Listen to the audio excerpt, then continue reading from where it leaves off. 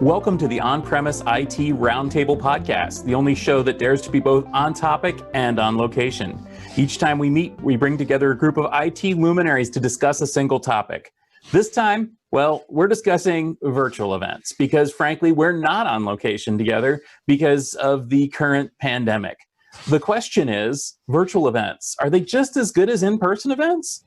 This time we're joined by a group of folks from Cloud Field Day, and I'm going to let them introduce themselves. Why don't you start, Ethan?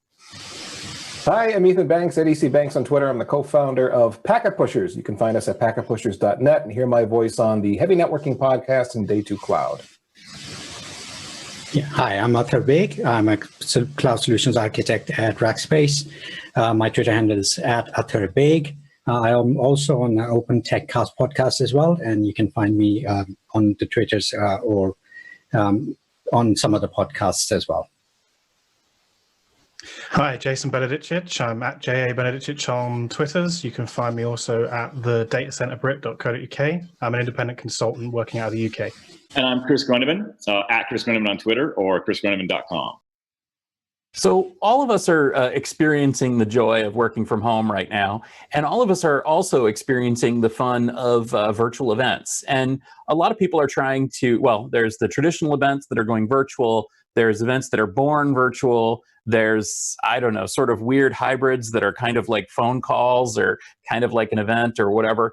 How's it working for you? I'm going to start actually with Athar, because you were the one who I was speaking about this topic with. How have you found virtual events so far?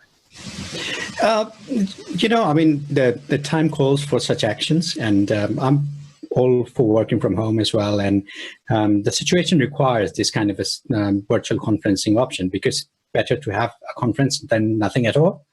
But I'll be honest, I definitely am in favor of having a conference in person, because, you can't get away from work when you're doing a remote one. 2 minutes before the video conference that we had, I was still working. My mind was on that thing. You don't really want to do that. Once you go to a Cloud Field Day event, then you are isolated. Remote virtual conferences can be made absolutely brilliant by professionals like yourself, Prime Image Media and all that, but at the end of the day, it's the personal close interaction that I enjoy the most.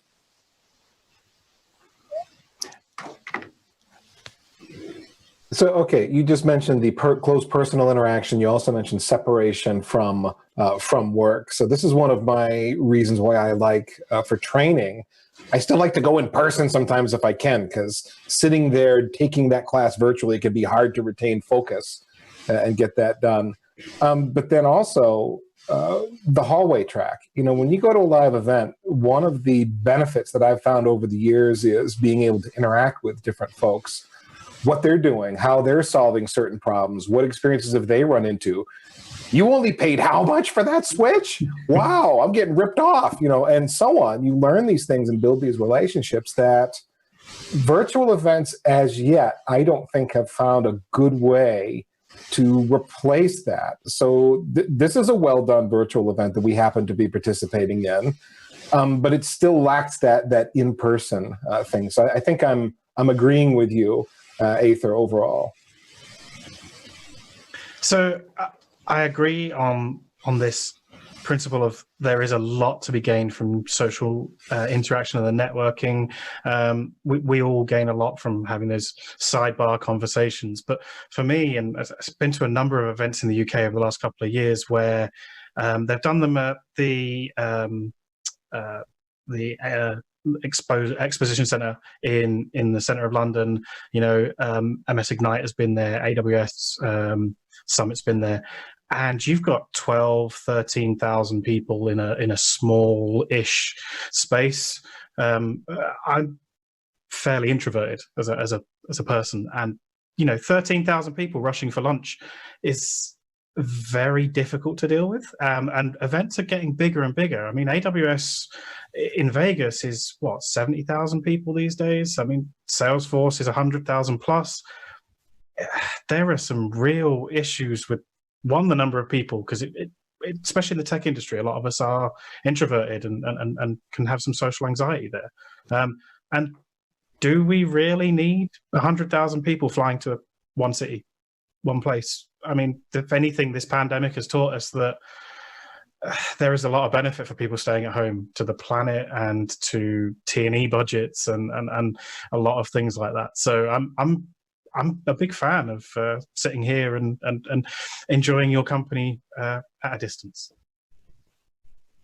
Yeah, to piggyback on that, I think that I have definitely been a proponent of the hallway track, as Ethan called it, in the past. And I think there's a lot of conferences where that is actually where I get the most value.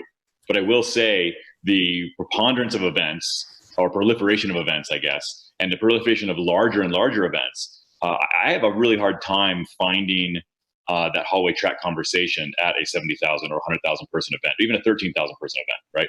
If it's 300 to 400 people, maybe even up to 1,400 people, something like 1,500 people in that range, there's definitely an ability to get some introductions, meet some people. I think it's a lot easier for me, and maybe it's the same thing of a little bit of introversion, but I do find that a really large event becomes really anonymous, and to me, might as well be online.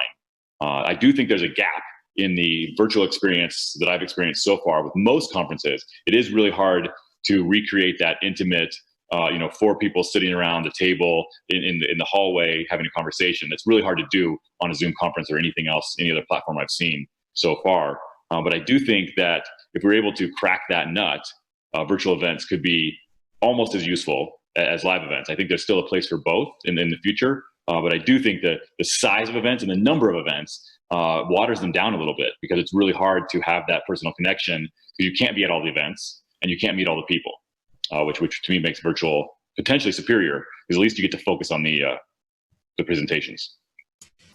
Yeah, I think one of the things that, I absolutely agree that, there has to be, and eventually we'll find that because of the benefits of having this kind of remote sessions, there are definitely pros to it. And in the future, both sides will probably have a mix, and you'll attend a mix of both.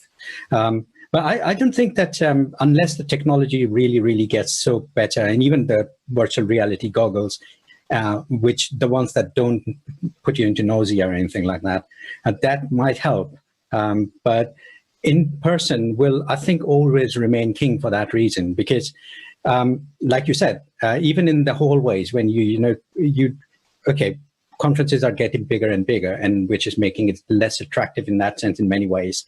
But you can still, take a few people somewhere else, or after the conference, you can still meet them, in a more social setting, which you, regardless of how much you try, you can't do in a virtual conference. So I think that's still going to be, regardless of the technology changes, it's going to be much better in terms of conferencing.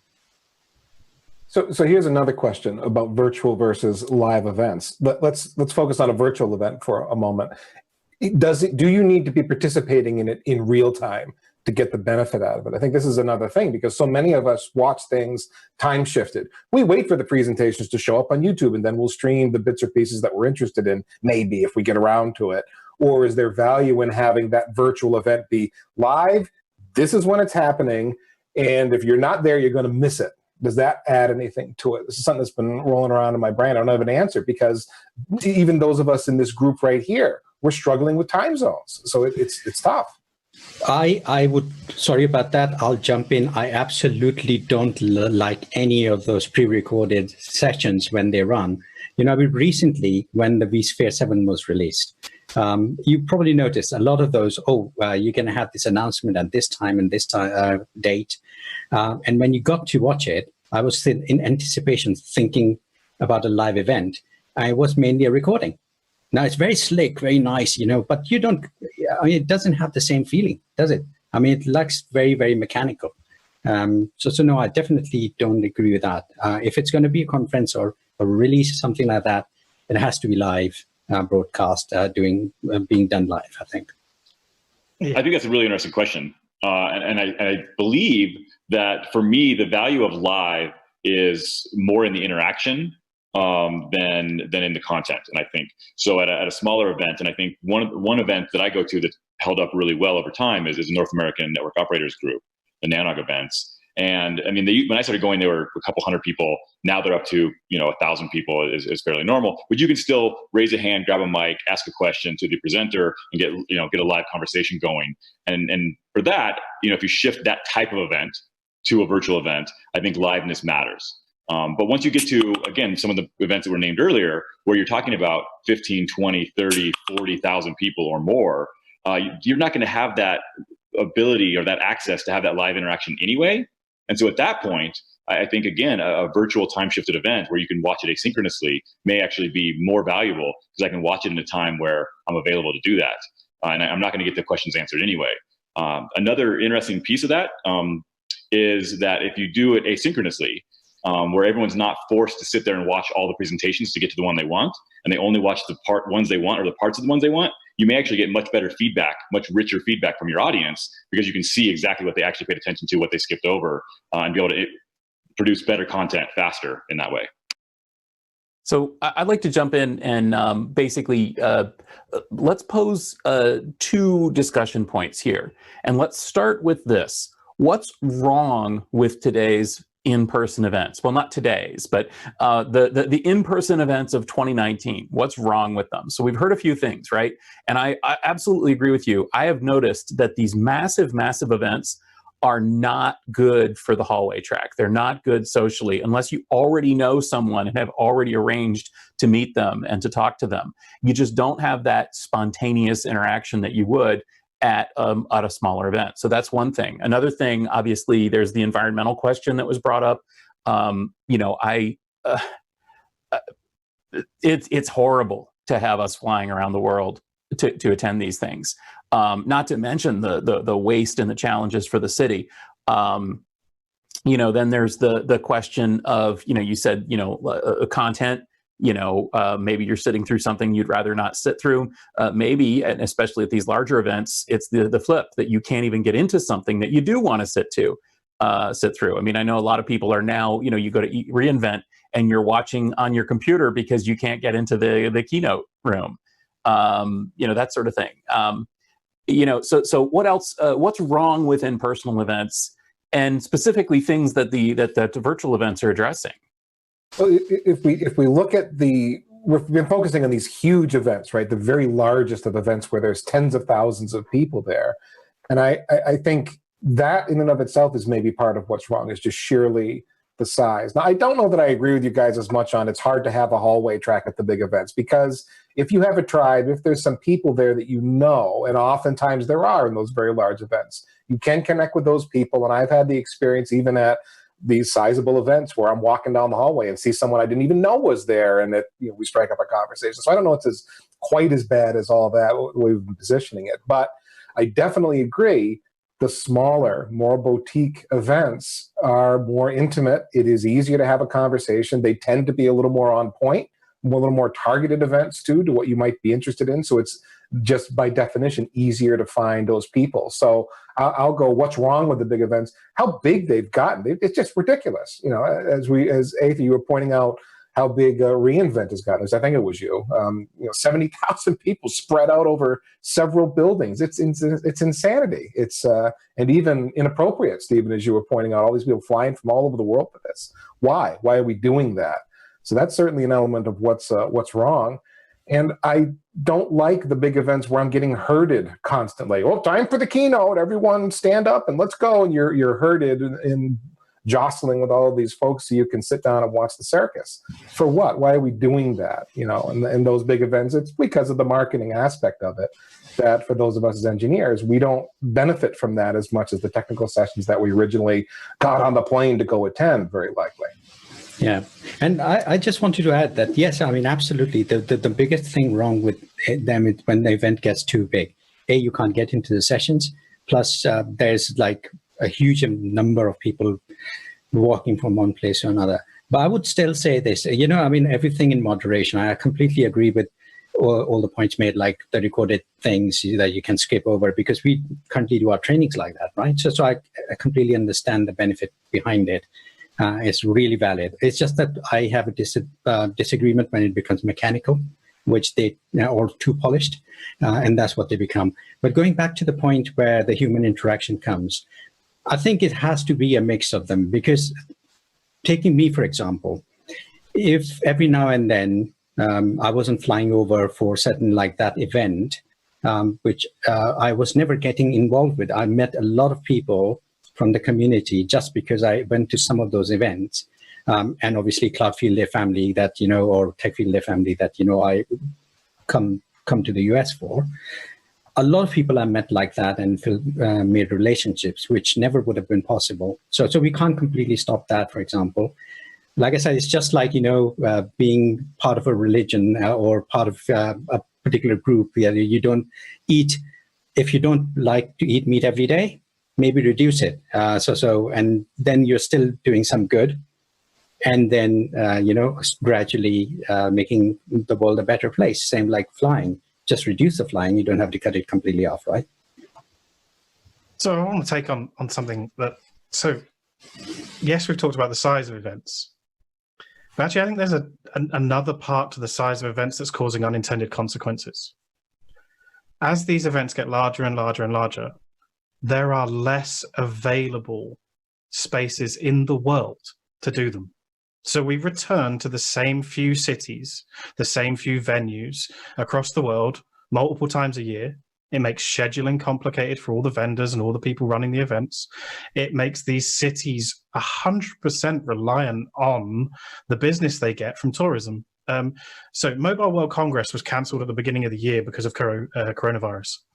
Now, there are entire parts of their economy now that are lost. The limo industry, the taxi industry, the hotels, they lost $500 million off of their GDP from one event, because it's the only event large enough, the only event venue large enough in Europe to host them. Vegas being in shutdown at the moment is a huge economic impact. So we've got real unintended consequences of generating events as large as they are that actually have a real negative effect on the lives of the people that live there. Yeah, that's one thing that I really gets me about in-person events. I didn't mention that, is the same city. Like, I mean, sometimes it's okay. Like, I would love to go to Barcelona once a year. Sure, right? That's awesome, But I got to the point where I went to Vegas 7 times in 1 year. And, Vegas can be fun, but Vegas 7 times in 1 year is a lot less fun, especially when you're going to the same hotel every single time, basically staying in the same room. I mean, I don't want to complain. I mean, I know first world problems, right? Oh, boo-hoo me, I got to go to Vegas. But, it really does take some of the positive aspects out of it. And then some cities just are woefully unprepared, or unable to host events. So you go to some place like, San Diego, where they don't have enough hotel rooms and they're all too expensive, or San Francisco, where they have plenty of hotel rooms, but they're still all too expensive, and it's just nuts, so there are definitely downsides to these big physical events and even small events. I guess, one of the questions too that comes to me is, as Ethan said, it's not just about the big events, even some of the smaller ones, you got to start asking yourself, did I really need to come out here for this event? I'll tell you, man, it's my personal pet peeve, my biggest event pet peeve of all is coming to an event and having the agenda item be, you get the afternoon off. It's like, what? I'm here. Yeah. So I could be doing something valuable or spending time with my family or something. I don't want the afternoon off. So that's what's wrong with, so there's a lot of things wrong with in-person events, but there's a lot of things wrong with virtual events too. So let me flip this around. What's wrong with virtual events? Why don't virtual events work? And I want to start with Chris, because we didn't hear from him on that last question. Sure. Yeah. So, I mean, the number one thing I think, which was mentioned already, which is that hallway track, right? The off the agenda, both meeting people, meeting new people, I think is probably really hard on a virtual event, at least the way they're stood up today. And also just having small conversations in the midst of a larger group. It tends to be really hard on a virtual event. I think both of those things are some of the big ones. Also, I think, as Ather mentioned earlier, I'll kind of steal this. There is a bit of a capsule you can go into when you actually travel somewhere and are at an event. It's a lot easier to tell colleagues, I'm at the event, leave me alone. Or they look over at your desk and you're just at your desk with your headphones on at an event, it's much easier for them to come tap you on the shoulder and distract you and pull you away from that. So there is that kind of isolation aspect in addition to the social aspects of a live event that just so far can't happen on a virtual event. So I'll take one as well then. The problems that I see from a virtual event are time zones. It's really difficult to please everybody.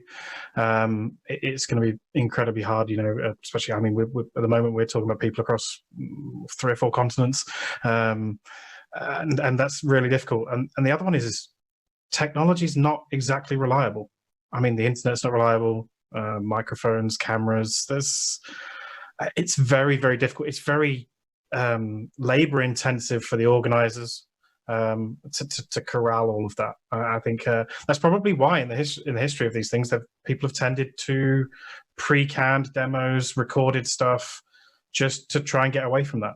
Yeah, there's a technical aspect to the virtual events for people who are presenting to make sure that the quality of their voice, the way they show up on camera, that's not easy to get right, and your intuition is slap on the webcam and turn on a microphone and off I go, because if you've never done it before and you don't really pay much attention to what you sound like, you think that's fine and that's good enough, and oftentimes it really is not. And so there's this learning curve that we seem to be going through. I deal with a podcast and podcast guests all the time, and it's education every time we fire up that recording session. All right, let's work on your audio. Let's get it as good as we can get it. Oh, I got my iPhone. I got my AirPods. Though that's not I'm using a clip-on mic today. There, it's over there. There it is, which is hopefully better than these, because the AirPod microphone for podcasting, they sound terrible, but everyone thinks that's okay. So from a virtual event standpoint, I can't tell you how many times I've been on a webinar or something where somebody's yelling at a speakerphone. They're hard to hear. They're in a hard room that's very live and got a lot of bounces and reflections. And it just stinks. It's just hard to listen to, Okay, so you take that technical aspect and then you multiply that times the time zone problem, the fact that people can get distracted. And if your goal is to effectively communicate to the people that are attending the virtual event, it's tough. It's just a tough thing to hold people's attention. People got to really want to be engaged and participate for your event and the thing you're trying to get across to be effectively communicated. I think it's hard. I think it's really hard to get right.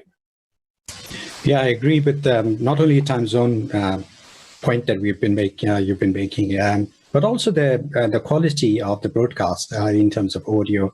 I think everyone should watch the videos that we watched from Prime Time Media, because they're brilliant. I mean, they actually give you very good tips and will make the experience a lot better if everyone were to follow them.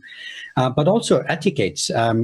I think in remote meetings, you'll often see that, like the kind of guidance that we were given prior to this event as to, lighting and audio and making the experience better for people, but also not jumping over each other in terms of, waiting for your turn, making sure that you arrive on time, because a lot of people are not doing that still. I find that every day. So it's just, being polite to each other when you are in such conferences or even meetings even. I think that's pretty important now. I think people are starting to learn, but they're not still not quite there yet. Yeah, I mean, another thing which is somewhat in jest, right? But swag is really hard for a virtual event. It's really hard to hand out T-shirts or bobbleheads or squishy plush dolls or USB chargers or any of the things with your company's name on them that you want to hand out, stickers, those kind of things. So that becomes really hard. I don't know if that's a good or a bad thing, but it's definitely an issue with virtual events. Maybe you could hand out backgrounds or something. I don't know. And then slightly less silly, I think one of the things, and this maybe goes in with the hallway track aspect, but one of the things I enjoy a lot about real events is being able to sit down at lunch or dinner and then chat with some people. Eating together over a video conference is much more disgusting than sitting down at a table at a restaurant to eat together. I don't know why. It's just completely different, and it doesn't work the same way. I'm pretty sure that you know why. And plus, you can't have in a remote session a limo to go to different places. That's pretty important for a okay. Obviously, that's not every event, but the point again is that that social aspect of being at a table and sitting together, having a chat. That is irreplaceable. I don't think that you can ever have that. Which is why smaller events are one that hits the sweet spot for me, because it's good for social interaction. It's big enough to have a good chat, good technical discussion, especially if you know all the people. And then, even the presenters, when presenting, can actually give you individual attention, not only just during the session and answering questions, but also afterwards, just after their session, you can have a one-to-one with them. They can't have that with like 200 people or 300 people in a conference, right? Certainly there are differences, and certainly there are some things that are better and some things that are worse. I mean, carbon emissions, optimum use of time, things like that, right? But on the whole, on balance, my question for you to wrap this up is, are virtual events good enough? And I'm going to start, I guess, in the opposite direction from how we started. So I guess, Jason, that means that you get to go first. I think that you were the last person to introduce yourself, or maybe. Third, maybe, I can't remember. Yes, as events stand currently. So the caveat would be, if the future is better boutique events, that would win over. Okay, so virtual events are good enough as events, or on balance, are good enough as events stand right now, but a really good in-person event you can't beat that. Absolutely. Okay, Chris? I think you asked two questions there at the end. One was, is it good enough? And one is, are they better? I think they're definitely not better today, virtual events. I don't think I would call them better than live events. Good enough is very situational. I think in a lot of cases, we have found that they are good enough. They're getting some of the job done. They're communicating some of the information. But good enough is a far cry from better, I think. Yes, I think I feel the same pretty much, that they are getting better. It will be some time before everyone gets used to it, and they are of a good quality, but it gets the job done currently.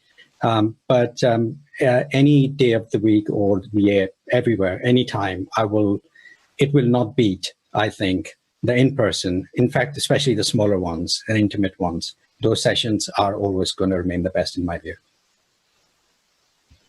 I'll rank it this way. I'd rather go to a small live event, a boutique live event, more than anything. Next would be a virtual event, even though I don't think virtual events are better than live events. And then last would be a really big live event. That's how I'd rank them. Yeah, I think that's that seems to be a good ranking that I could agree with as well. I certainly have been to some large in-person events that I've left wondering why I even attended, and I've been to some large events that have been great. I've been to some large events, but on the whole, I'd say smaller events are usually better than big events. And I'll just echo one thing that I think every single one of you said, and that's that there really is no substitute for meeting in person. Nothing beats sitting and talking. Nothing beats the spontaneous, personal interaction, the really getting to know you. I mean, Chris, I remember when you and I were at dinner one time and we're just, geeking out about people that we both know.